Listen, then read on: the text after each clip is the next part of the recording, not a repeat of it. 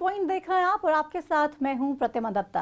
आज to the point में आपकी मुलाकात हरियाणा कांग्रेस के प्रदेश अध्यक्ष उदय भान जी से करवाने जा रहे हैं। उदय भान जी, बहुत स्वागत आपका हरियाणा न्यूज़ पर। धन्यवाद मैडम। प्रदेश अध्यक्ष के तौर पे जिम्मेदारी आपको एक लंबे समय से मिली हुई है। अभी तक इंतज़ार कर रहे हैं कांग्रेस के नेता, आम जनता, कि हरियाणा कांग्रेस का संगठन आखिर कब बनेगा। प्रक्रिया तो शुरू हो गई है, अभी हाल ही में 22 जिलों के ऑब्जर्वर आपने नियुक्त किए, लेकिन पूरा संगठन बनाने में आखिर और कितना समय?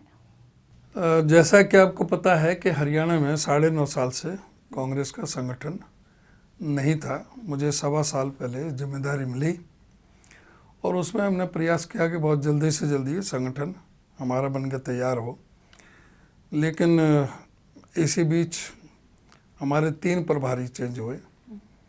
उसकी वजह से संगठन में थोड़ा डिले हुआ। अभी हमारे जो प्रभारी लगे हैं दीपक बाबरिया जी, उन्होंने प्रभार संभालते ही उन्होंने सभी लोकसभा क्षेत्र में जाकर के सभी को यहाँ पर इनवाइट किया और सबके साथ में चर्चा की। सीनियर जो लीडर्स हैं, जो कार्यकर्ता हैं, उनके साथ चर्चा की और उसको आगे बढ़ाते हुए अभी 11 टीम बनाई है, जो 22 जिले में हर टीम 2-2 जिले में जाएगी और उसमें एआईसीसी की तरफ से कोऑर्डिनेटर लगाए गए हैं 11 और उनके साथ हमारे प्रदेश कांग्रेस कमेटी की तरफ से ऑब्जर्वर 2-2 लगाए हैं। 22 हमारे ऑब्जर्वर लगे हैं।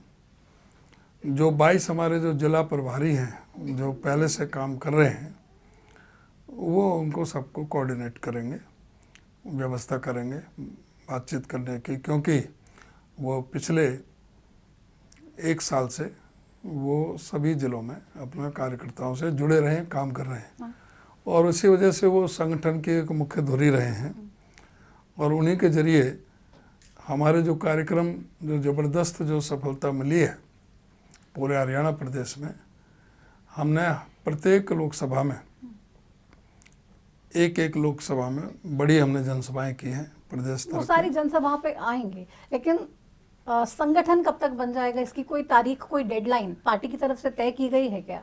ये जो संगठन की जो वो मैं अभी चर्चा वो चली रही थी, अभी मैं वो बात कर ही रहा था। तो अभी जो हमारे एआईसीसी की तरफ से और जो पीसीसी की तरफ से जिनकी ड्यूटी लगाई गई है, वो कल से ही उनको कहा गया है कि अपने अपने ज़िलों में जा कर के जो वरिष्ठ जो पार्टी के कार्यकर्ता हैं, साथी हैं, उनके साथ में डिस्कस करें। प्रदेश में जो पदाधिकारी बनने हैं, चाहे वाइस प्रेसिडेंट हों, जनरल सेक्रेटरी हों और पदाधिकारी हों, और साथ में जो जिला अध्यक्ष जो बनने हैं, उसके बारे में ये सभी जो नीचे जाकर के सब कार्यकर्ताओं से चर्चा करके अपनी सिफारिशें देंगे।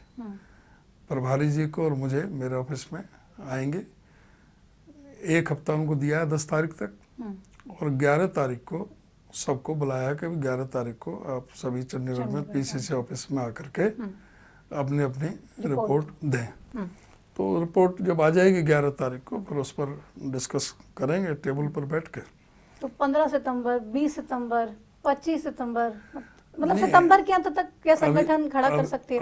अभी पूरी तरह से अभी प्रभारी जी ने जो पहले जो 15 सितंबर की डेट दी थी, तो उसमें 2-4 दिन आगे पीछे, मतलब सितंबर में, जब वही सितंबर में मान लें कि संगठन कांग्रेस पार्टी का पूरी तरीके से तैयार हो जाएगा, सितंबर में सारा संगठन पूरा बन जाएगा। तो इसमें जो कांग्रेस के अलग अलग गुट हैं वो एडजस्ट होंगे या सिर्फ हुडा कांग्रेस ही रहेगी? इसमें गुट कहाँ से रह गया? जब जाकर के फील्ड में जाकर के बाहर के प्रदेश से बाहर के जो वो लगाए हैं कोऑर्डिनेटर, वो जाकर के ग्राउंड रिपोर्ट देंगे। उसमें कोई ग्रुप नहीं है, सिर्फ जो कांग्रेस का जो वरिष्ठ जो वहाँ पर जो जिसका अधिकार बनता है, हक बनता है, उसको जिले का अध्यक्ष और प्रदेश में कार्यकारिणी में लेंगे। कांग्रेस पार्टी में कोई गुटबाजी वगैरह का ऐसा कुछ नहीं है, ये सिर्फ मीडिया का बना। सही बताइए, एकदम दिल पे हाथ रख के, कि कांग्रेस में गुटबाजी है ही नहीं। बिल्कुल गुटबाजी है ही नहीं। गुटबाजी है तो भारतीय जनता पार्टी में। कांग्रेस में बिल्कुल नहीं है। कांग्रेस में कोई गुटबाजी नहीं है। जो लोग सुन रहे हैं कार्यकर्ता आपको। जो कार्यकर्ता जो कई जो नेता हैं वो अपने अपने तरीके से प्रचार करते हैं।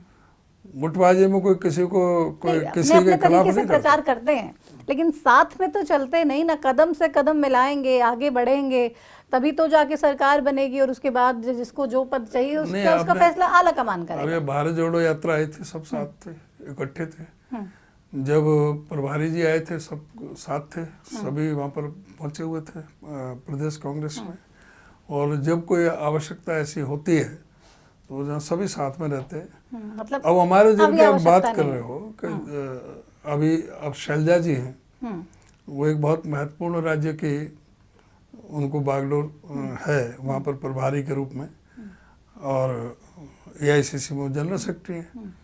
तो उनके कई बार ऐसे प्रोग्राम है कि वो कई बार प्रोग्राम में नहीं पहुँच पाते, लेकिन इसका मतलब ये तो नहीं है कि वो तो कभी गुस्से से बाहर निकल जाते हैं मीटिंग छोड़ के। ऐसा कुछ नहीं है। और क्या अच्छा क्यों गया था? चंडीगढ़ में मीटिंग में पहुंची थी कुमारी शैलजा, वैसे तो सवाल उठाते हैं कि पहुंचती नहीं है, पहुंची थी फिर मीटिंग छोड़ के बाहर चली गई थी। नहीं, कोई मीटिंग छोड़ के नहीं, मीटिंग में रही थी। मीटिंग में उन्होंने स्पीच दी थी। उन्होंने पहले ही प्रभारी जी से कहा था कि मुझे कोई जल्दी जाना है, मुझे कोई फ्लाइट पकड़नी है, तो मेरे को पहले बुलवा दो, मुझे पहले बुलवा दो।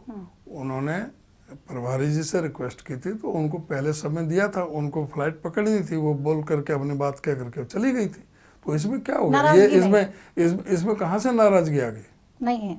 नहीं कोई SRK के बारे में सुना है आपने? नहीं, कोई खूब अच्छी तरह से सुना है। SRK मीडिया वालों से सुनते कौन से SRK? शाहरुख खान वाले या फिर हरियाणा कांग्रेस के? अखबारों में भी पढ़ते रहते हैं, कांग्रेस के जो कोई SRK ग्रुप नहीं है। कोई नहीं है। तो हुडा वर्सेस SRK ये क्या चल रहा है? हुडा साहब इतने प्रोग्राम करते हैं, जबरदस्त वहाँ पे लोग पहुँचते हैं, लेकिन अब SRK गुट जो है वो भी अलग प्रोग्राम कर रहा है। मैंने बताया ना कि अब जो आप SRK के आप बोल रहे हैं, शैलजा जी वहाँ व्यस्त रहती है, कई बार नहीं पहुँच पाते। रणदीप जी हैं, उनको भी पहले कर्नाटक में और मध्य प्रदेश की जिम्मेदारी दी है, जनरल सेक्रेटरी में सीनियर लीडर हैं एआईसीसी में।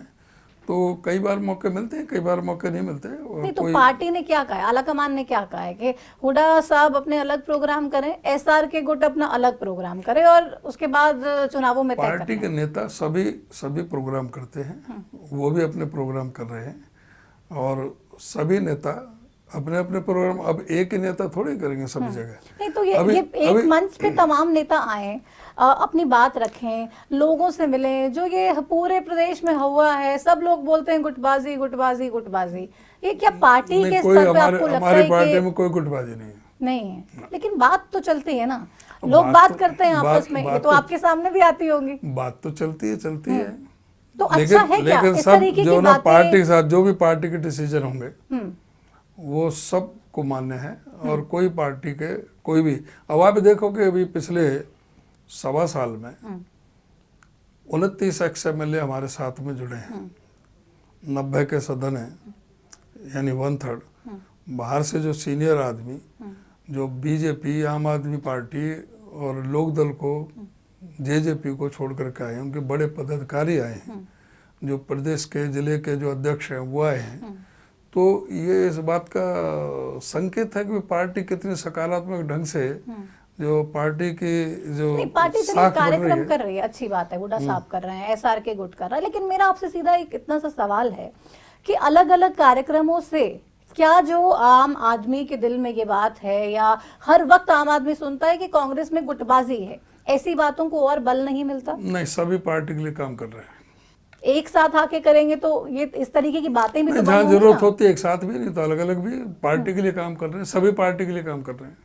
एक साथ क्यों नहीं कर रहे, यही तो लोग पूछते हैं। एक साथ भी जहाँ मौका होता है एक साथ भी हो जाते हैं, जहाँ अलग की जरूरत है अलग भी। अच्छा, मतलब जरूरी नहीं है। दिल मिले हुए हैं, हुडा गुट और SRK गुट के दिल मिले हुए हैं आपस में। बिल्कुल, सब दिल एक, कोई प्रॉब्लम नहीं, कोई प्रॉब्लम नहीं किसी भी तरह की, किसी भी तरह की। तो आप लोग ही चले जाएंगे जी उनके प्रोग्राम्स में? नहीं, जहाँ बुलाएंगे हम जाएंगे। तो बुलाते नहीं कि? नहीं, अगर वो कहेंगे कि भाई ऐसा ऐसा प्रोग्राम है तो बिल्कुल जाएंगे, क्यों नहीं जाएंगे। तो आप जब अपने प्रोग्राम्स करते हैं तो उसमें क्या बुलाते हैं सबको? हाँ, सबको उसमें रणदीप सुरजेवाला को बुलाते हैं, सबको बुलाते हैं, बाकायदा लेटर भेजते हैं, किरण चौधरी जी को भी बुलाते हैं, भेजते हैं, बिल्कुल। कुमारी शैलजा को भी भेजते हैं, सबको भेजते तो आते क्यों नहीं? एक मंच पे कांग्रेस के नेता दिखाई कई क्यों बार नहीं देते? बिजी होते नहीं भी आए। हर बार बिजी होते हैं। ये कोई जरूरी नहीं है कि वो आए, तो कोई गुटबाजी नहीं। नहीं, इससे कोई वो नहीं होता। तो पार्टी के कोई पार्टी में विरोध में कोई काम कर रहा है, पार्टी के लिए काम कर रहे हैं। जिनकी बात कर रहे हैं वो भी पार्टी के लिए काम कर रहे हैं, या पार्टी का संगठन तो चल रहा है। ऐसा काम करना बटा बटा ये पार्टी को नुकसान नहीं देगा? नहीं, कोई पार्टी को नुकसान नहीं है, पार्टी बिल्कुल एकजुट है, एकजुट है। और बिल्कुल सारा, इसलिए ग्राउंड रिपोर्ट होकर के सारा संगठन उदय खड़ा भान होगा। जी, आप हर बार कहते हैं पार्टी बिल्कुल एकजुट है, लेकिन ग्राउंड पे आप देखिए पार्टी एकजुट तो एक मंच पे होने से दिखाई देगी ना। सभी खेमे का देखिए, हमारी पार्टी में हर आदमी, कई आदमी ऐसे हैं जो अपने आप को मुख्यमंत्री का भी दावेदार मानते हैं। और आज जो कांग्रेस पार्टी का जिस तरह से ग्राफ बढ़ रहा है, तो उसमें मुख्यमंत्री के भी कैंडिडेट बढ़ रहे हैं। तो उसमें कुछ एक आदमी अगर कोई अपना कहते हैं कि भाई वो भी मुख्यमंत्री के उम्मीदवार हैं, तो स्वागत है उसमें। वो तो जो उसमें कोई गुटबाजी नहीं है, अपना कोई अधिकार कोई भी जता सकता है। ये लोकतांत्रिक पार्टी है, फैसला तो हाईकमान ने है। तो एसआर के वाले भी मुख्यमंत्री पद की दावेदारी कर रहे हैं, और ये उधर हुडा गुट वाले कह रहे हैं हमारा अपना। कई उनके समर्थक भी उनके बारे में कहते हैं कि वे मुख्यमंत्री के दावेदार हैं, और इधर दोनों तरफ से होते हैं मुख्यमंत्री के दावेदार। हुडा गुट के नेताओं को ये बात चुभती तो होगी? कोई नहीं, बिल्कुल नहीं चुभती। हर एक का अपना अधिकार है अपना दावा पेश करने का, लेकिन ये पार्टी हाईकमान और कांग्रेस विधायक दल ये तय करेगा कौन मुख्यमंत्री बनेगा। मुख्यमंत्री के कई दावेदार होना इस बात का प्रतीक है कि प्रदेश के अंदर कांग्रेस पार्टी भारी बहुमत से आ रही है। आपको क्या लगता है हरियाणा प्रदेश का सबसे एलिजिबल, अगर बात करें कांग्रेस पार्टी के स्तर पे, सीएम कैंडिडेट कौन है? ये मैंने बताया ना कि पार्टी हाईकमान तय करेगी और विधायक दल तय करेंगे। नहीं, लेकिन आपकी कोई पर्सनल चॉइस तो होगी। आपको प्रदेश अध्यक्ष के नाते क्या लगता है? प्रदेश अध्यक्ष के नाते मेरे लिए सब बराबर है। जो हाईकमान कहेगा और जो विधायक दल का डिसीजन लेगा वो सबको मान्य होगा। आज बातें थोड़ी अलग अलग लग रही है, आप खुल के बोलना नहीं चाह रहे हैं। नहीं, कोई खुल के बात नहीं। बट ये ठीक है, हुड्डा साहब 10 साल मुख्यमंत्री रहे हैं, उनके जो स्वीकार्यता है लोगों में वो स्वाभाविक तौर से बहुत अधिक है, इसलिए लोग अपने करते हैं। लेकिन दूसरे भी हैं जो दावेदार हैं, लेकिन उसका अंतिम तौर से जो फैसले होने हैं वो हमारे हाईकमान और विधायक दल जो है एक नियम कानून कायदे उसके हिसाब से होगा। पार्टी आला कमान अगर ये कह दे कि रणदीप सिंह सुरजेवाला हरियाणा में सीएम के तौर पे उनको पेश किया जाए, या सीएम के लिए उनका नाम आगे पार्टी रख के चुनावों में जाए, तो क्या हुडा गुट के नेता इस फैसले को आला कमान के सपोर्ट करेंगे? ये हमारा हाईकमान ने देखना है। हाईकमान का जो निर्णय वो सबको मंजूर है। तो हुडा गुट हर किसी फैसले में साथ में गुट को बार बार आप गुट क्यों कह रहे हैं? गुट है ही नहीं। जो हाईकमान का फैसला होगा वो सबको मंजूर है। तो आपके लिए तो बल्कि सब यही कहते हैं कि आप हुडा साहब के एकदम खास हैं, हुडा साहब के सबसे नजदीकी हैं। हुडा साहब जो कहते हैं उस बात को आप इधर से उधर नहीं कर सकते। हुड्डा साहब कांग्रेस के नहीं है, हुड्डा साहब कांग्रेस के नेता नहीं तो है ना। बाकी हम तो सबका सम्मान करते हैं। मेरी किसी से लड़ाई नहीं। लेकिन बात सबसे ज्यादा हुड्डा साहब की मानते हैं। मेरी किसी से लड़ाई नहीं है। जो मेरिट पर जो होता है वो फैसले लिया। लेकिन बात सबसे ज्यादा हुड्डा साहब की मानते हैं। मैं जो वाजिब बात होगी वो सबकी मानी जाएगी, चाहे रणदीप सुरजेवाला हो चाहे कोई क्यों नहीं माना जाएगा। रणदीप सुरजेवाला हमारे सीनियर लीडर है, वो अगर वो कोई बात कहेंगे और जो बात होगी बिल्कुल उस पर विचार करके उसको सकारात्मक रूप से लेंगे। पिछले चुनावों में 2019 में ये बहुत हमने देखा कि कांग्रेस पार्टी की, आप कह रहे हो गुटबाजी नहीं है, मैं बोलूंगी तो फिर कहेंगे गुटबाजी थी ही नहीं, आपसी खींचतान बोल दो ठीक रहेगा? नहीं, गुटबाजी कहो खींचतान कहो, ये लोकतांत्रिक पार्टी है, स्वाभाविक तौर से है। आपस में कई जब दावेदार होते हैं तो उसमें खींचतान भी होती है, अपने अपने दावे पेश करते हैं, डिसीजन लिए जाते हैं। एक विधानसभा है, उसमें 10 टिकट मांगने वाले होते हैं, टिकट एक को दिया जाएगा, तो उसमें एक दूसरे की खींचतान होती है, ये स्वाभाविक है। ये कोई तानाशाही पार्टी तो है नहीं, कोई वन मैन शो पार्टी नहीं है, कोई एनएलओ या जेजेपी तो है नहीं कि जहाँ पर कोई एक ही आदमी फैसला लेने वाला। एनएलओ जेजेपी क्या सिर्फ एक आदमी फैसला लेने वाला? वही एक आदमी फैसला लेता है। इनेलो में कौन है? इनेलो में तो सिर्फ अब अभय सिंह है, अब उनका तो बात रही। इनेलो में अभय सिंह जो फैसला एक ही आदमी फैसला लेता है, एक ही तो विधायक है। एक ही विधायक है, एक ही आदमी आप कह रहे हो फैसला लेते हैं। एक ही विधायक है और वो अपनी पार्टी का वो खुद मालिक है, चाहे उनकी सब जगह चाहे जमानत जब्त हो जाए, लेकिन जो फैसले जो अभय ने कह दिया उसके पार्टी में जो रहेगा उसे अभय की बात करनी है। जो जेजेपी में है उनको उनकी बात करनी है, दुष्यंत की अजय की। वहाँ वो एक आदमी जो पार्टी चला रहे और तो कांग्रेस बहुत कांग्रेस पे लगता है ना कि हरियाणा में कांग्रेस नहीं है, हरियाणा में हुड्डा कांग्रेस है। कांग्रेस बहुत बड़ा संगठन है और सारा जो फैसले जो है सामूहिक रूप से लिए जाते हैं, चर्चा करके लिए जाते हैं। फैसले एआईसीसी से होते हैं, हमारे हाईकमान फैसले लेती है। जो भी जो है जो चाहे कोई संगठन में किसी को प्रदेश में या एआईसीसी में जो जिम्मेदारी दी जाती है वो सब पार्टी के समर्पित कार्यकर्ता हैं, जिसको जो जिम्मेदारी दी जाती है वो उसको निभाता है। मुझे आज पीसीसी प्रेसिडेंट की जिम्मेदारी दे रखी है, मैं निभा रहा हूँ। मेरे अलावा जब चाहेगी एआईसीसी जो हमारा हाईकमान किसी दूसरे को पीसीसी प्रेसिडेंट बना देगा वो संभालेगा, हम उनको सहयोग करेंगे। तो ये एक जिम्मेदारी देनी है हाईकमान ने, जिसको जिम्मेदारी देंगे वो उसको निभाएगा। जिन लोगों को लगता है कि हरियाणा में कांग्रेस नहीं सिर्फ हुड्डा कांग्रेस है और उसी का ही दबदबा है, उन लोगों को क्या कहेंगे? हरियाणा में कांग्रेस है, कांग्रेस बहुत मजबूत है, हुड्डा उनका एक बहुत महत्वपूर्ण अंग है, महत्वपूर्ण हिस्सा है, जो जिन्हों का अभी लीडर ऑफ अपोजिशन है, 10 साल मुख्यमंत्री रहे हैं, 5 बार एमएलए रहे हैं, 4 बार मेंबर पार्लियामेंट रहे हैं। उनकी एक बहुत बड़ी राजनीतिक पृष्ठभूमि है, पिताजी की, दादाजी की, उनका बेटा मेंबर पार्लियामेंट है, तो उनका वो एक महत्वपूर्ण हिस्सा है। इसमें तो कोई मानना चाहिए, सबको स्वीकार करना चाहिए, सबको ही जो जितना पावरफुल है उसको सारा एआईसीसी तो कांग्रेस के बाकी नेताओं को भी आप ये कहेंगे कि भाई समझ लीजिए पार्टी के लिए क्या बेहतर है, कौन से नेता के पास कितना वोट बैंक है, कितनी लोगों में एक्सेप्टेंस है, किस लोगों की क्या जनभावना है, लोग क्या चाहते हैं कि कौन सा नेता आगे आएगी। आप बाकी कांग्रेस के नेताओं को भी सलाह देना चाहेंगे कि लोगों की जो भावना है उसका सम्मान किया जाए। पार्टी की सभी जनभावनाओं के अनुरूप ही और जिसको जहाँ पे लायक समझा जाता है उसको वहाँ जिम्मेदारी दी जाती है। इसमें एआईसीसी में भी अब जैसे मैंने बताया कि 2 तो हमारे महासचिव हैं, हमारा ऐसा प्रदेश है, छोटा सा प्रदेश है, लेकिन 5 हमारे सेक्रेटरी हैं एआईसीसी में।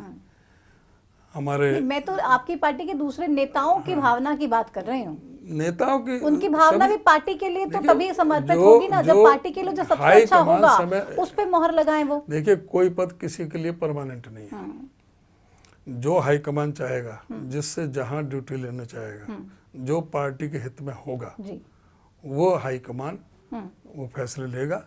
हाईकमान जो है वो डिस्कस करता है, संगठन में भी डिस्कस करते हैं, विधायकों के साथ डिस्कस करते हैं और फिर उसके बाद में जो विधायक दल और जो सारा चीज़ से वो फिर हाईकमान उसमें फैसले लेता है।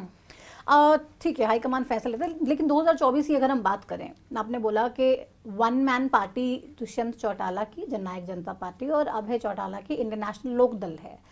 दुष्यंत चौटाला की बात करें तो 2024 में सीएम बनने का एक कैंपेन उनकी पार्टी की तरफ से चलाया गया, आपने भी देखा होगा, लगता है साकार हो पाएगा कभी? अब तो वो 0 पे हो गए, जमा 0 पार्टी हो गई, जमा 0 पार्टी। हाँ, क्योंकि इन्होंने लोगों के विश्वास कैंपेन चला रहे हैं, आप कह रहे हैं 0 पार्टी हो गई, लोगों के विश्वास को धोखा दिया।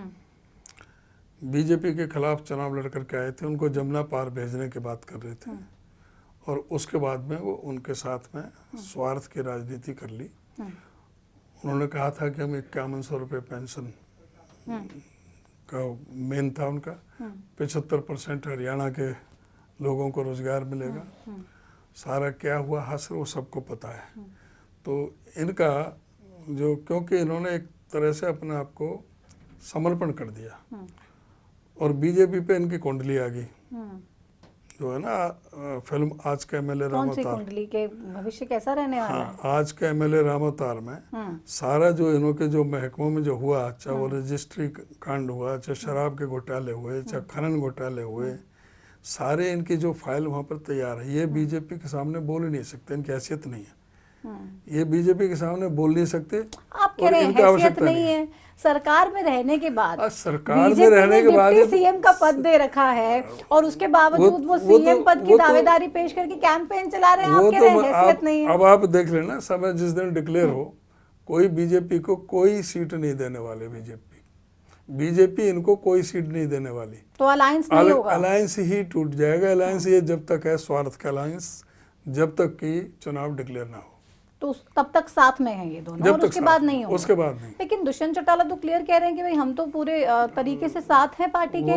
वो तो बल्कि प्रदेश के नेताओं को बोलते हैं कि भाई तुम्हारी हैसियत क्या है, हमारा गठबंधन तो ऊपर से तय होके आया है, ऊपर वाले फैसला करेंगे, तुम कौन हो। कई बार तो उनके तो प्रभारी ने उनको बयान दिया है, उनके कई जो मंत्री बयान दे चुके। अब तो चुप हो गए ना सब, अब तो सब चुप हो गए, अब तो सब ठंडे बस्ते में चला गया, सब चुनाव का इंतजार कर रहे हैं कि इनको बाहर करना पड़ेगा। बाहर तो दुष्यंत चौटाला सीएम बन सकते हैं क्या? ये विधायक भी बनना मुश्किल है। नहीं बनेंगे, विधायक भी नहीं बनेंगे, विधायक भी बनना मुश्किल है। दुष्यंत चौटाला, उनकी पार्टी के 10 विधायक हैं अभी। हाँ 10 हैं, 10 में से सारे जो माँ बेटा के अलावा सारे 8 खिलाफ है, सारे बगावत में। आपके संपर्क में है क्या? दर्जनों लोग हैं बीजेपी समेत। अच्छा, बीजेपी के नेता भी संपर्क में हैं? बीजेपी के कई लोग, आप देख रहे हैं, इलेक्शन डिक्लेयर होगा, मौजूदा विधायक या ऐसे ही कोई नेता? मौजूदा विधायक की बात कर रहा हूँ, वैसे तो 30 तो वाली है। मौजूदा विधायक दर्जन भर बीजेपी और जेजेपी को छोड़कर तैयार बैठे हैं आने के लिए, तैयार बैठे हैं। बस वो एंटी डिफेक्शन लॉ की वजह से चुप बैठे हैं। जिस दिन इलेक्शन डिक्लेयर होगा उसी दिन सारे बाहर आ जाएंगे। सारे आ जाएंगे? कौन कौन है ये बताने का फिर हमारे पास क्या रह जाएगा जब ये सारी चीज बता देंगे आपको। लेकिन पक्का कुछ तो रहस्य भी होना चाहिए। लेकिन पक्का है ये बात? पक्का है बिल्कुल। आप ये देखना, जो आज मैं कह रहा हूँ, इलेक्शन डिक्लेयर होने के बाद फिर बात करना मेरे से।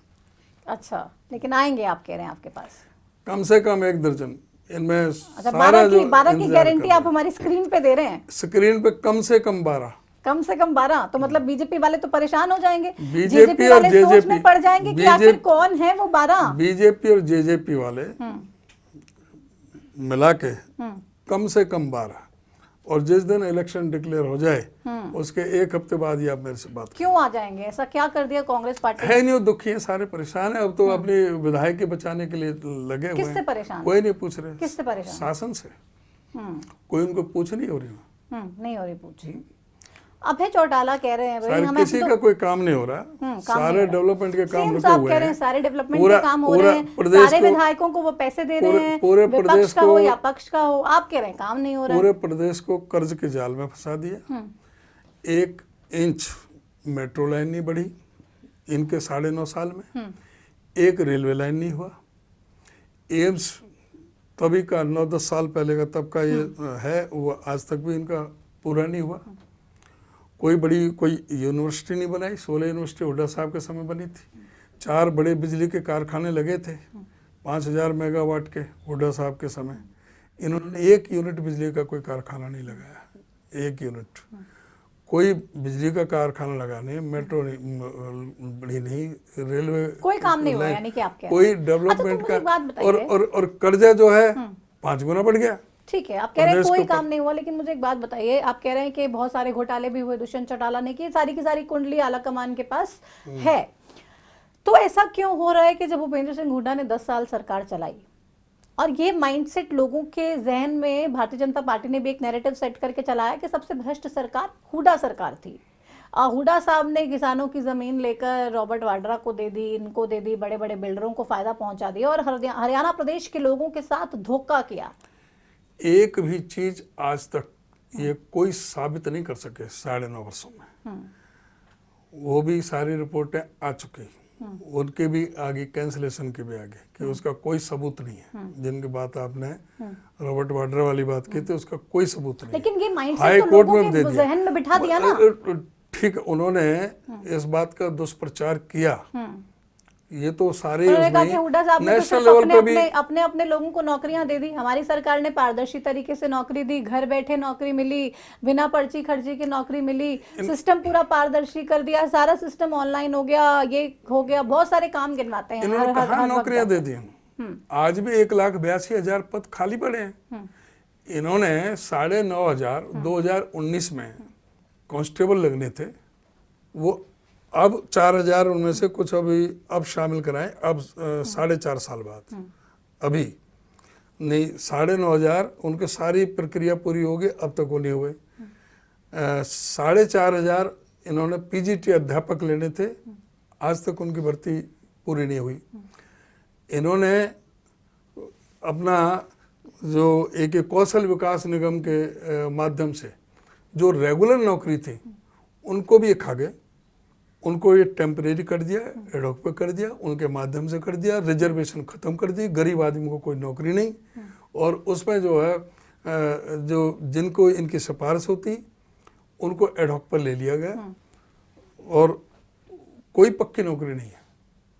तो ये इस समय बेरोजगारी में आज हरियाणा पूरे हिंदुस्तान में नंबर 1 पर है। रोजगार दे कहाँ से दिया इन्होंने? रोजगार तो इन्होंने किसी को दिया ही नहीं। नौकरी बिना पर्ची खर्ची कहाँ, मैं बता रहा हूँ ना कि पर्ची खर्ची जिनको ये लगाना चाहे वो लगाए। इन्होंने तो बगैर रिजर्वेशन भी खत्म कर दी, सारे वैसे लिए हैं। आज भी अध्यापक 30,000 अध्यापक पद खाली पड़े हैं। क्यों खाली पड़े हैं? 4800 स्कूल इन्होंने मर्ज कर दिए, 498 स्कूल इन्होंने बंद कर दिए। स्कूलों में किन के बच्चे पढ़ते हैं? इस प्रदेश के दलित, गरीब, पीड़ित, शोषित, उपेक्षित, सर्वहारा वर्ग के, वंचित समाज के, जो अपना सामर्थ्य नहीं रखते कि अपने स्कूलों, प्राइवेट स्कूलों में पढ़ाने का, वो अपने बच्चों को पढ़ाते हैं। उनको शिक्षा से महरूम करने का षड्यंत्र सरकार ने किया है। 30,000 षड्यंत्र की बात आप कर रहे हैं तो मैं षड्यंत्र से एक सवाल मुझे याद आ गया, मैं उस पे पहले आ जाती हूँ क्योंकि वो बहुत महत्वपूर्ण है। नूह हिंसा हुई और नूह हिंसा में हमने देखा कि किस तरीके से पूरे प्रदेश में एक डर का माहौल तो था ही, साथ ही साथ जो नुकसान प्रदेश को हुआ है मानसिक और फिजिकल तौर पे, वो पूरे प्रदेश ने देखा। उस षड्यंत्र में बात आई कि कांग्रेस के विधायक मामन खान, उन्होंने सारा षड्यंत्र रचा, जहाँ जहाँ हिंसा हुई वहाँ वहाँ मामन खान की लोकेशन थी और इसके पीछे जो भी साजिश थी वो मामन खान ने रची। जो साजिश रची गई वो सरकार के द्वारा रची गई। जब ये नूह में हिंसा से पहले जब मोनू मानेसर के और बिट्टू बजरंगी के जो वीडियो वायरल हो रहे थे, जो कह रहे थे कि तुम्हारे दामाद आ रहे हैं, माला लेकर के तैयार हो जाओ, जो उकसाने का काम किया गया, उसकी जो रिपोर्ट थी, जो उधर से फिर क्रॉस कुछ मुस्लिम लड़कों ने भी उसका जब जवाब दिया, तो जो सीआईडी इंस्पेक्टर था वहाँ उस इलाके में, विश्वजीत, उसने रिपोर्ट दी अपने सीआईडी, अपने डिपार्टमेंट को, एसपी सीआईडी को और उनको, कि यहाँ पर हिंसा हो सकती है इस यात्रा के दौरान, तो इसलिए पुलिस की व्यवस्था की जाए। एसपी छुट्टी लेके चला गया। जिस दिन आ रहे थे तो मामन खान की कोई जिम्मेदारी है? नहीं, मैं सुन रही हूँ। आपने अपने बात की, एक साथ में आपने कह दिया, मामन खान का नाम ले दिया। नहीं, सरकार ले रही है, पहले नहीं, सरकार मैं उसको बताऊंगा ना, मैं अपना बयान दूंगा ना, मैं जो सरकार कहेगी मैं वो कहूंगा। नहीं, मैं एक सीधा पूछ रही हूँ, मामन खान का जिम्मेदारी है मामन खान की इस पूरे के पूरे षड्यंत्र में? मैंने बताया कि इस षड्यंत्र में पूरी तरह से सरकार शामिल है। तो सरकार किसे कह रही है मामन खान जिम्मेदार है? मैं अपना वर्षन दे रहा हूँ, उसके बाद में फिर आप करना, सरकार से भी पूछना, क्रॉस क्वेश्चन भी करना, जिस तरह से आप मेरे से पूछ रही हैं। चिंता मत कीजिए, क्रॉस क्वेश्चन में कोई कमी नहीं है। हाँ, तो मैं उस बात को मैं कह रहा था, एक तो सीआईडी इंस्पेक्टर विश्वजीत ने रिपोर्ट दी, उसके बावजूद पुलिस की पर्याप्त व्यवस्था नहीं की गई, होमगार्डों के जिम्मे छोड़ दिया। दूसरा, वहाँ के सांसद जो केंद्र में राज्य मंत्री हैं, प्रदेश के वरिष्ठ नेता हैं, राव इंद्रजीत सिंह, उनका ये चुनाव क्षेत्र है। उन्होंने ये प्रश्न किया कि धार्मिक यात्रा में बंदूक, डंडे, तलवार लेने का क्या काम है, और अगर है तो उसके लिए पूरी तरह से सुरक्षा व्यवस्था सरकार को करनी चाहिए थी, वो क्यों नहीं की गई? ये मेरा सवाल नहीं है, ये देश के जो राज्य मंत्री हैं, जो उस इलाके से सांसद हैं, उनका प्रश्न था। उन्होंने कहा कि भाई पुलिस, उनकी जो व्यवस्था, सुरक्षा व्यवस्था क्यों नहीं दी गई? जो फिर अनिल विज गृह मंत्री हैं, उन्होंने कहा कि मोनू मानेसर को क्लीन चिट दे दी कि उनका नहीं है। अगले दिन वो कह रहे हैं कि उन पर 2 FIR है, हम उस पर कार्रवाई करेंगे। उससे अगले दिन कह रहे हैं कि मुझे तो 3:30 बजे पता लगा हिंसा का, CID महकमा तो मुख्यमंत्री का है, मेरा है ही नहीं। मुख्यमंत्री कहते हैं कि हम सबको सुरक्षा व्यवस्था नहीं दे सकते, तो सबको सुरक्षा व्यवस्था देने का काम सरकार का है। बाद में ये भी कहा कि मेरे बयान को गलत पेश कर दिया गया। नहीं, मुख्यमंत्री ने कहा, सबने सुना है गलत, वो अपने आप से बयान से हटे हैं तो वो तो आपने देखना है, लेकिन ये सबको पता है कि मुख्यमंत्री ने बयान दिया, ये बयान दिया और ये प्राथमिक जिम्मेदारी है सरकार की। अगर वो सुरक्षा नहीं प्रदान कर सकते तो उनको गद्दी पर बैठने का कोई अधिकार नहीं है। दूसरे, अब जो मामन खां को लेकर के कि भाई कि वो कांग्रेस का MLA है, इसलिए इन्होंने, मामन खां ने फरवरी 2023 में जब बजट सेशन था, तब जो ये मोनू मानेसर जिस पे आरोप था हत्या का, जो 2 लोगों की, जो राजस्थान के लोग थे, उनको 2 लोगों के हत्या का आरोप था, उसको पुलिस भी अरेस्ट करने के लिए आई थी राजस्थान की। हरियाणा सरकार ने बजाय सहयोग करने के उनके खिलाफ भी FIR दर्ज कर दी राजस्थान वालों के, और पंचायत करके मोनू मानेसर को राजस्थान पुलिस को नहीं देने दिया। तो ये जो इस बात के ऊपर मामन खां ने विधानसभा के अंदर ये कहा था कि भाई मोनू मानेसर अगर जो आएगा तो हम उसे प्याज की तरह फोड़ देंगे। उसका फिर तभी जो है ना, स्पीकर ने उसको डिलीट कर दिया, उसको कार्रवाई से निकाल दिया, कार्रवाई से निकाल दिया, और वो विधानसभा के अंदर थी। अगर कोई बात थी तो तभी मामन खां से तभी उसी समय किया जा सकता था कि भाई मामन खां ने, ठीक है, उसको इस तरह से नहीं बोलना चाहिए था, उसको इस तरह से नहीं बोलना चाहिए था, लेकिन वो बात तो 6 महीने पहले है। ये अब जो करंट है, इसमें मामन खां का क्या रोल है, वो हमने ये कहा है कि भाई हाई कोर्ट के सिटिंग जज से, और इसकी जो है आप जुडिशरी इंक्वायरी इसकी करा दो हाई कोर्ट की निगरानी में, और दूध का दूध पानी का पानी कर दो। उसमें चाहे मामन खां हो, चाहे कोई RSS का हो, कोई BJP का हो, सरकार की इन्वॉल्वमेंट हो, कोई भी हो, वो दूध का दूध पानी का पानी हो जाएगा। हाई कोर्ट के जज से, हाई कोर्ट के सिटिंग जज से या रिटायर्ड जज से, जो भी ठीक समझे, मतलब हाई कोर्ट की निगरानी में, ठीक है, हाई कोर्ट की निगरानी में इस इंक्वायरी करने में सरकार क्यों भाग रही है? तो आप मामन खान सरकार क्यों भाग रही है? आप कह रहे हैं कि निष्पक्ष जांच हो, अगर निष्पक्ष जांच हो, अगर दोषी पाए जाते तो कुछ भी कीजिए, अगर दोषी पाया जाए वो कोई भी सही, उसके खिलाफ कार्रवाई हो। ये सरकार से आप पूछे कि सरकार क्यों भाग रही है जुडिशरी इंक्वायरी से? भाग तो फिलहाल मामन खान रहे हैं, उस दिन उनको बुलाया गया, वो पहुंचे क्यों नहीं? नहीं, मामन खां कर रहे हैं, वो तो पुलिस का वो जाने, उसके अगर वो कोई गलत करेगा तो आपने देखा होगा, पूछताछ के लिए बुलाया गया था लेकिन उनको, पूछताछ के लिए बुलाया गया था, वो जाने।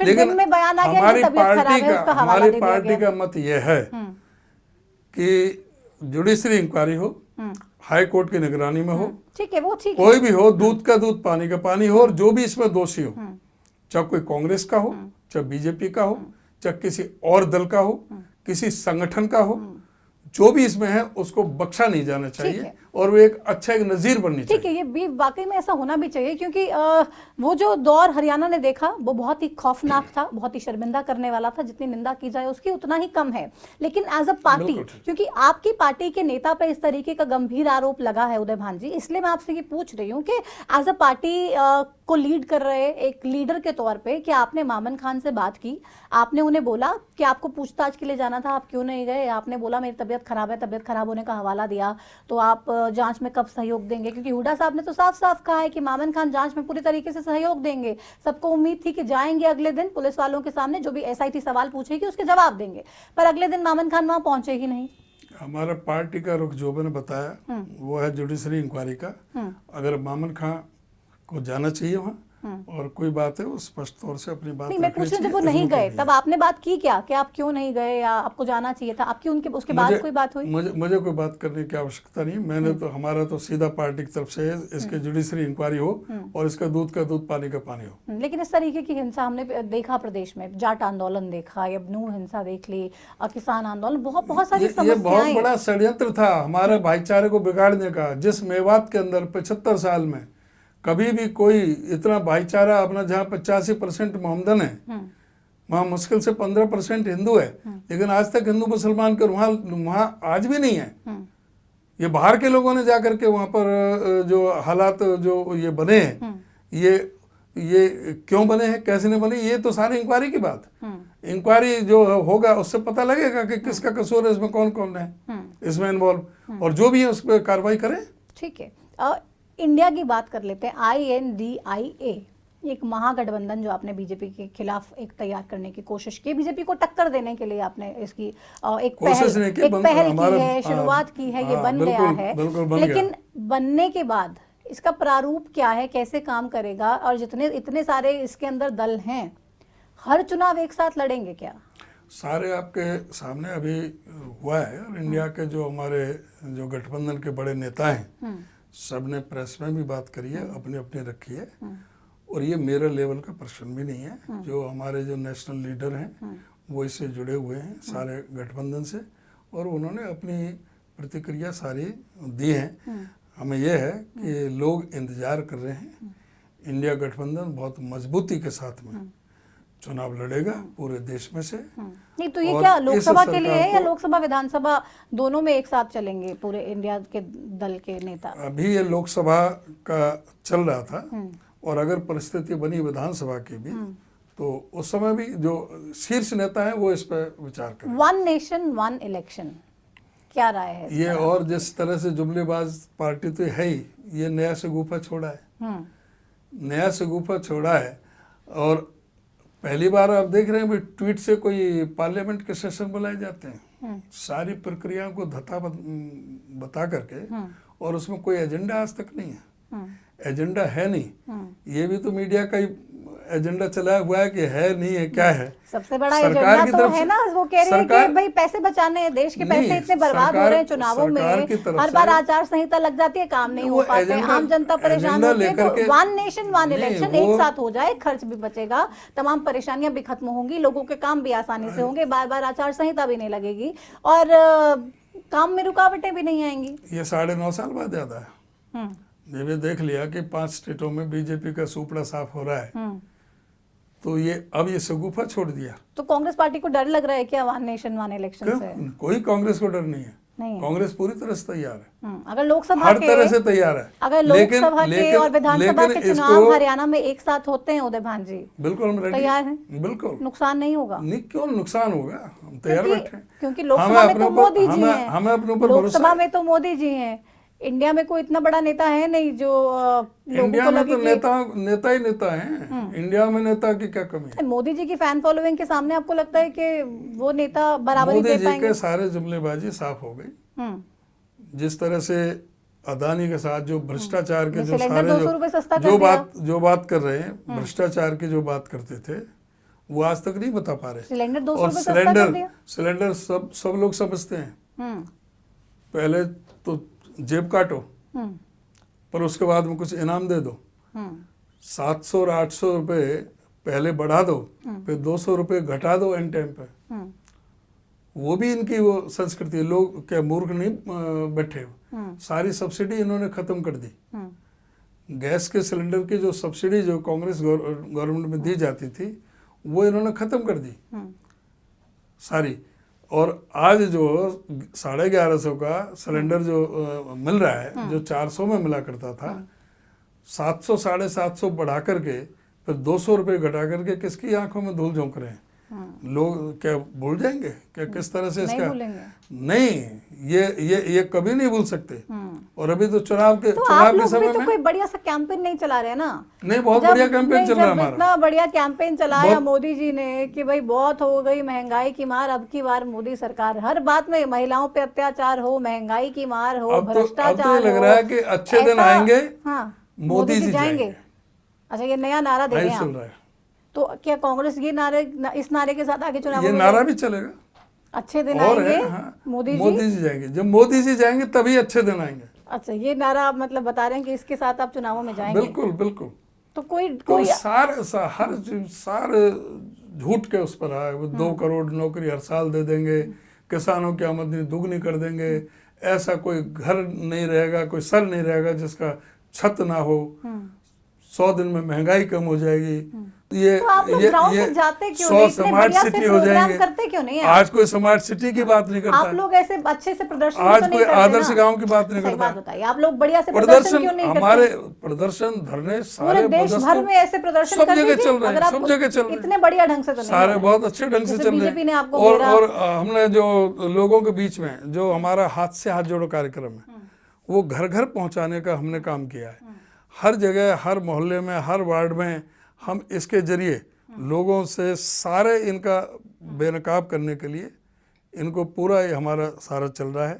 हमारे केंद्र की नीतियाँ, प्रदेश की नीतियाँ, उन सब के ऊपर हम केंद्रित करके तो धीरे धीरे मतलब आप हाथ जोड़ रहे हैं प्रदेश के लोगों से? हाथ से हाथ जोड़ो तो हमारा पहले से अपने ये चल रहा है, तो जुड़ रहे हैं हाथ? बहुत जुड़ेगा इंडिया, जुड़ेगा भारत, जीतेगा इंडिया। इंडिया जीतेगा? आपने अभी से ही आपको लगता इंडिया है कि जीतेगा। भविष्यवाणी कर रहे हैं? कैसे जीतेगा इंडिया? आप देख रहे हैं इंडिया जीतेगा। अगर एक साथ चुनाव हो गए तब भी जीतेगा इंडिया? एक साथ चुनाव होगा तभी भी जीतेगा। ये जो है मोदी जी, आपका कॉन्फिडेंस अलग लेवल पे है। बीजेपी जो है किसी भी सूरत में 150 पार नहीं करेगी, 150। लोकसभा में बात कर रहे हैं आप, नहीं करेंगे? लोकसभा की बात कर रहा हूं मैं। हरियाणा में तो सिंगल डिजिट में सिमटेंगे।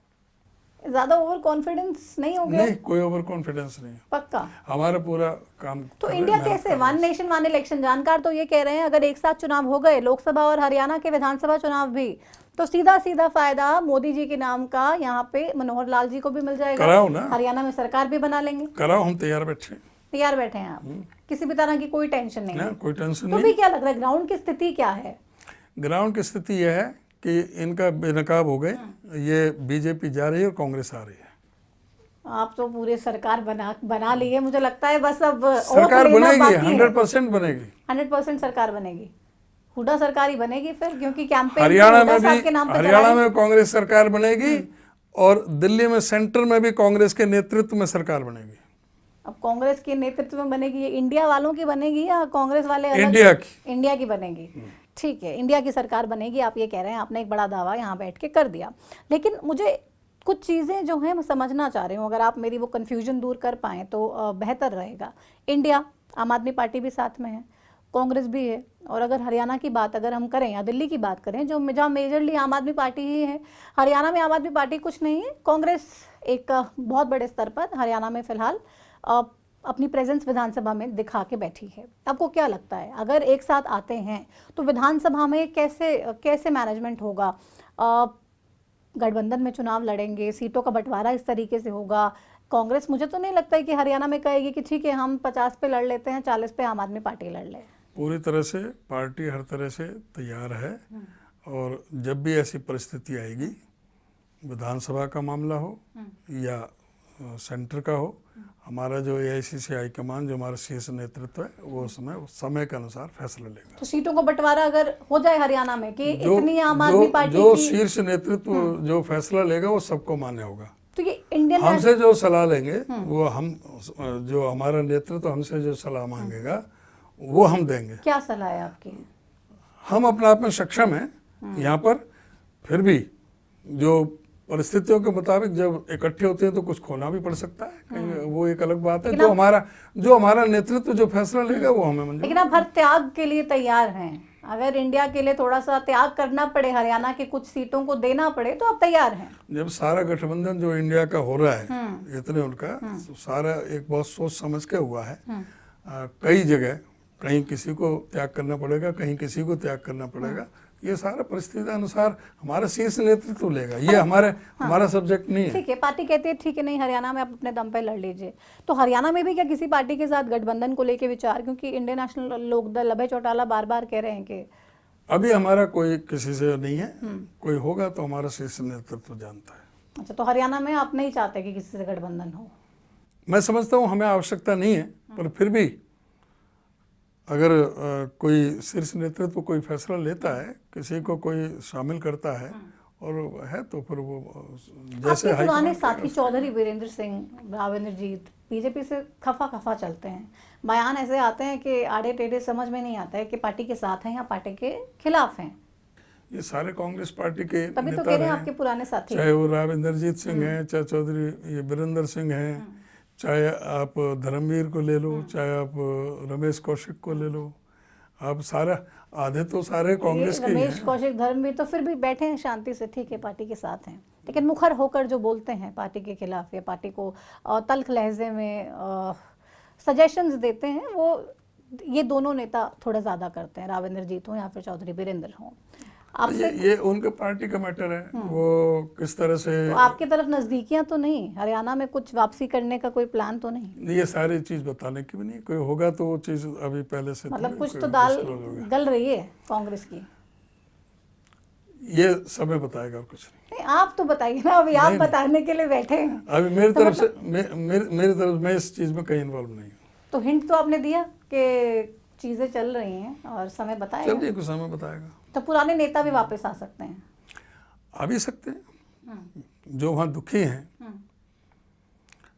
यहाँ पे जिस तरह से जो एक मान सम्मान जो था वहाँ पर वो उन्हें नहीं मिल पा रहा, जहाँ नहीं मिल पा रहा तो वो सोच भी सकते हैं और उसके बारे में फिर हमारी पार्टी डिसीजन लेगी। पहले तो जब वो हालात बनेंगे, जबकि तो आप तो पैरवी करेंगे, पहले से तो आप पैरवी करेंगे, ठीक है, नहीं जरूरत नहीं है हमें, हमें जरूरत, किसी की जरूरत नहीं नहीं है हमें आप कोई लोगों पैरवी को। करने अब तो आप आज की डेट में आपको लगता है सरकार बनाने के लिए पूरी तरीके से बिल्कुल तैयार? बिल्कुल तैयार है। उधर तो मनोहर लाल जी तैयारी कर रहे हैं तीसरी बार सरकार बनाने की।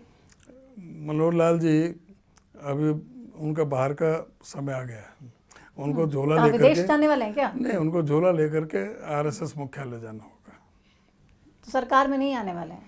आरएसएस मुख्यालय जाना पड़ेगा उनके प्रचार के रूप में। अच्छा, वहाँ पे संघ का प्रचार प्रसार करेंगे? प्रचारक के रूप में उनको वहाँ नागपुर में उनके लिए अब जगह खाली है, यहाँ पर नहीं, हरियाणा में।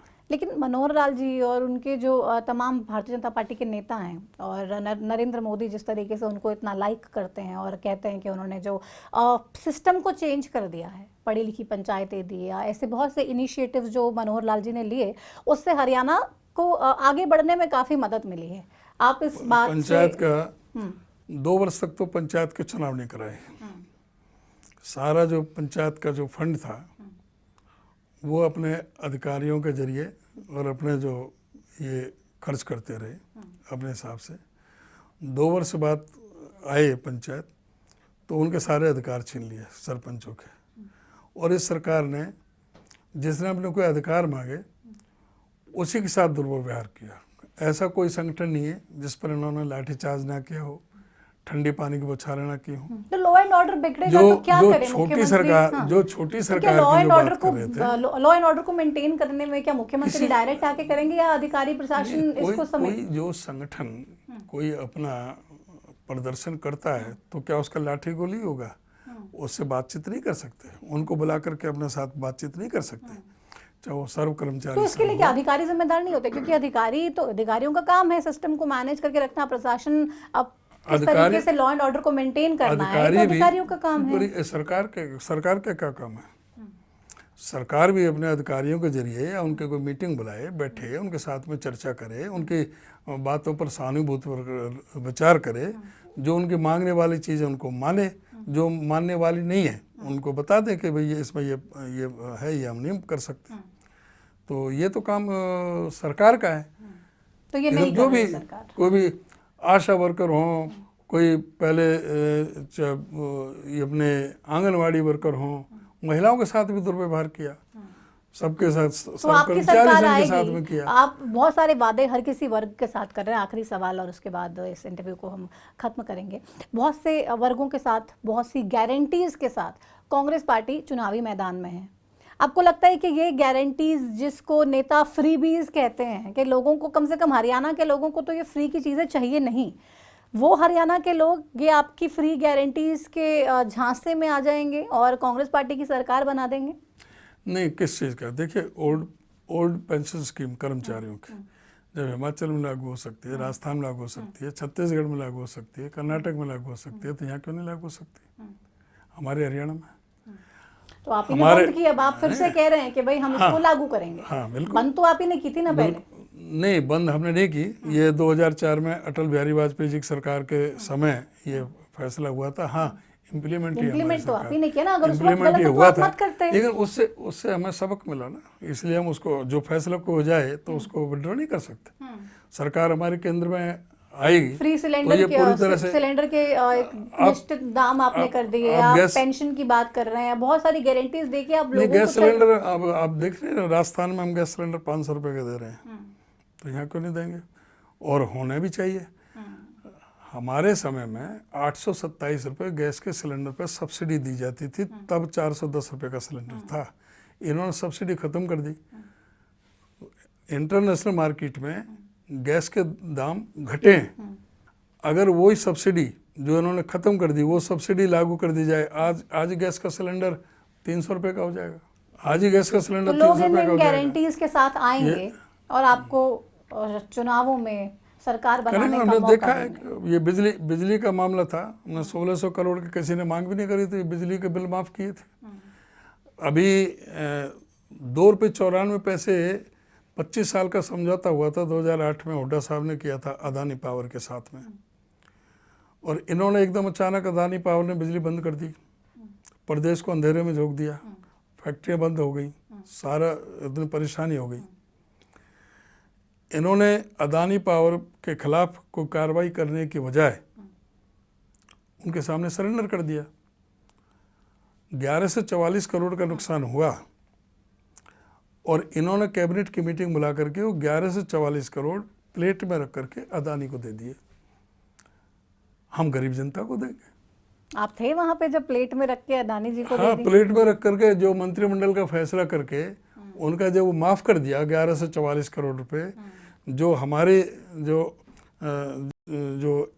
हरियाणा इलेक्ट्रिसिटी रेगुलेटरी कमीशन ने जो निकाला था, और जो ऑडिट डिपार्टमेंट ने निकाला था, 11 से 44 करोड़ था, वो उनसे वसूलने चाहिए थे, उन पर कार्रवाई करनी चाहिए थी, बजाय वो 11 से 44 करोड़ माफ़ कर दिए। और जो 1424 मेगावाट की जो प्रतिदिन की सप्लाई थी, उसमें से 224 मेगावाट सरेंडर कर दी, 1200 मेगावाट पे समझौता कर लिया, 224 मेगावाट बिजली छोड़ दी, और जो 2 रुपये 94 पैसे था वो 3 रुपये 28 पैसे कर दिया। तो ये प्रदेश के हितों के किस तरह से खिलाफ काम किया। ये उन लोगों के लिए काम कर रहे हैं, अपने मित्रों के लिए, अमीरों के लिए। तो राहुल गांधी जी भी बार बार यही बात कहते हैं कि तो बस अपने मित्रों के लिए काम करते हैं, अदानी अंबानी के लिए। आपके सामने सबूत है, मैंने हरियाणा का सबूत दिया। और अब राहुल गांधी जिस तरीके से उनकी एक इमेज बिल्डिंग की कोशिश की गई है, जो यहाँ पे चंद्रयान 3 की आपने बात सुनी होगी, वो कह रहे हैं कि भाई तीसरी बार में ही हमारे साइंटिस्ट ने सफल करा दिया इसको, और आपकी पार्टी के एक नेता को आप इतनी बार लॉन्च कर चुके हैं, बार बार फ्लॉप हो रहे हैं। जब इसरो के वैज्ञानिक की जगह प्रधानमंत्री का फोटो तो लग गया। ये इसरो की स्थापना किसने की थी? भाभा रिसर्च इंस्टीट्यूट की जो स्थापना किसने की थी, एटॉमिक एनर्जी के, उसका। ये इसरो आज के बना है क्या? मोदी जी ने स्थापना की थी क्या इसकी, इसरो की? ये भी 2014 के बाद आया है, जैसे वो कहते हैं कि आज़ादी 2014 में आई है। ये इसरो 2014 के बाद ही स्थापित हुआ। मोदी जी को श्रेय किसी बात का नहीं देंगे। नहीं, ये वैज्ञानिकों का है, हमारे इसरो के वैज्ञानिकों को, ये जो ना किसी पॉलिटिकल आदमी को नहीं, बल्कि उनका तो इन्होंने बजट कम कर दिया, इसरो का बजट कम किया। इनको तो माफ़ी मांगनी चाहिए उसकी तरफ, और जो है ना, और उनको पैसे देने के बजाय जो आप 615 करोड़ में कर दिया, पहले तो 950 करोड़ का था लगभग जो चंद्रयान 2 था। तो इन्होंने हमारे वैज्ञानिकों को इसका बहुत बड़ा श्रेय जाता है। हाँ। इसमें पॉलिटिकल का। हाँ। अब जो वैज्ञानिक जो चीफ है वो तो 30 सेकंड बोल रहा है, और प्रधानमंत्री 20 मिनट बोल रहे हैं। तो प्रधानमंत्री को हौसला अफजाई नहीं करनी चाहिए थी? हौसला अफजाई वो उसी समय 10 मिनट बोल रहे हैं, वहीं से हौसला अफजाई तो करनी चाहिए। वो उनको बोलते बोलते इतने में प्रकट हो गए प्रधानमंत्री जी। इसरो के वैज्ञानिकों को भी तो सुनना चाह रहे थे लोग। तो राहुल गांधी जी को भी सारा सब राहुल चीज का गांधी जी को भी मौका देना चाहिए था, मोटिवेशन हर चीज का श्रेय जो है ना, ये पॉलिटिकल चीज नहीं है ना, ये तो देश के है, सारे वैज्ञानिकों को सबको जाता है इसमें, उनको श्रेय जाता है। राहुल गांधी बहुत से हरियाणा के लोगों से भी मिल रहे हैं, अपने घर पे डिनर पे बुलाते हैं, मिलते हैं, लंच करते हैं एक साथ, या कभी ट्रक चलाते हैं, अलग अलग जगह में जा रहे हैं, ले जा रहे हैं, वहाँ बाइक चला रहे हैं, जहाँ पे जा रहे हैं वहाँ के हो जा रहे हैं। खेती भी की उन्होंने सोनीपत के किसानों के साथ। इन सब चीज़ों से चुनावों में बड़ा फायदा देख रही है कांग्रेस पार्टी। देखिए उनकी इमेज किस तरह से उभर कर आ रही है, आपकी बातों से पता लगता है, जिस तरह से जो आपने चर्चा की, जो कर रहे हैं वो बताएं, जो आपने चर्चा की, उससे जो उनकी इमेज खराब करने का जो पहले प्रयास किया गया था, हजारों करोड़ रुपए उनकी इमेज खराब करने के लिए लगाया गया, वो सारा धूल धूसरित हो गया। भारत जोड़ो यात्रा के बाद जो उनकी छवि निखर के आई, और जिस तरह से वो आम जनता से मिले, चाहे वो किसान हो, चाहे वो ये सब्जी मंडी में जो गरीब जो उस समय थे, चाहे उनका मामला हो, चाहे वो ट्रक ड्राइवरों से मिले हों, चाहे वो मैकेनिक से, स्कूटरों के मैकेनिकों से, उनसे मिले हों, जो आम आदमी से जो उनके नज़दीकी जिस तरह से हो रही है, अपने कोई मन में किसी तरह का कोई गरूर नहीं, कोई अहंकार नहीं, सब आम आदमी की तो मतलब जमीनी सच्चाई। अच्छी एजेंसी लगाई है आपने जो अच्छा काम करे राहुल गांधी जी की इमेज के लिए। बिल्कुल बिल्कुल, जो है ना वो बहुत उनका जो लोगों के सामने उनका आ रहा है। और सबसे पहले भट्टा पारसोल में किसानों की आवाज़ किसने उठाई थी? राहुल गांधी ने उठाई थी, सबसे पहले वहाँ पर गए थे जाकर। तो फायदा मिलेगा लोकसभा में भी, विधानसभा में भी। बिल्कुल, उनका जो मेहनत और जो उनकी छवि और जो उनका व्यक्तित्व है वो उभर के आया है, वो पार्टी का लिए तो बहुत बड़ा। तो आप भी एकदम फुल कॉन्फिडेंस में हैं राहुल गांधी जी के एक्शंस के साथ? बिल्कुल, हम तैयार हैं, अब हमें सरकार में आने से कोई नहीं रोक सरकार में आने से कोई नहीं रोक रहा। सेंटर में सरकार बनेगी और स्टेट में तो इनका सुपड़ा साफ हो ही रहा है। चलिए देखते हैं हम कि क्या होता है। वन नेशन वन इलेक्शन एक साथ रहता है या फिर लोकसभा विधानसभा अलग अलग होता है, ये भविष्य में पता चलेगा। अभी स्पेशल सत्र है लोकसभा का, उसके बाद देखते हैं कि आपकी पार्टी क्या इस चुनावों में नतीजे लेकर आती है। फिलहाल बहुत शुक्रिया अपना समय देने के लिए उदय भान जी, और इतनी बेबाकी से तमाम सवालों के जवाब देने का, और एक जो आपके चेहरे पे ये सुकून नज़र आ रहा है ना, और ये कॉन्फिडेंस नज़र आ रहा है, मुझे लग रहा है कि कांग्रेस पार्टी इस कोशिश में तो है कि भाई अब सब कुछ झोंक देना है इस चुनाव में, लेकिन सफलता कितनी